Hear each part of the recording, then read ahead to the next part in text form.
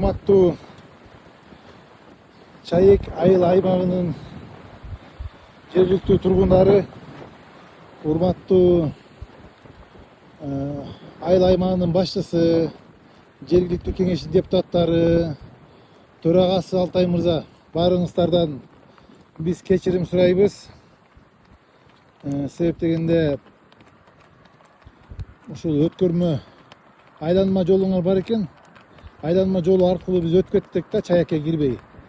Сиздердин даярданып, тосуп алалы деген аракеттериңиздерди билбей калдык. Биз өтүп кеткенден кийин чалдыңыздар сиздер.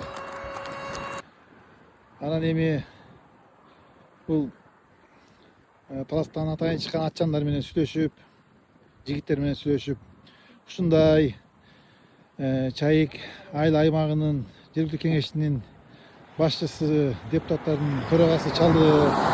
Ушундай иш-чара даярдап атканбыз, каяктасыңар деп чалды. Биз өтүп кеттик десек капа болуп атат деп айттым.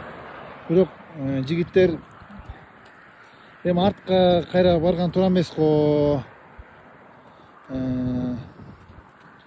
Эми жолоочунун жолдогусу жакшы, кете берели, ыраазыбыз деп айтып койбойсузбу дегенден кийин ушул видеону чыгарып атам. Урматтуу Чаек эли, урматтуу айыл аймагынын башчысы, депутаттар, туура түшүнүңүздөр. Каякта жүрөсүң сен? Мен эле токтоп калбады. Давай. Ошо Чаекке келдик. Кудай буйрса, мындан кийинки айларга азыр өтөбүз.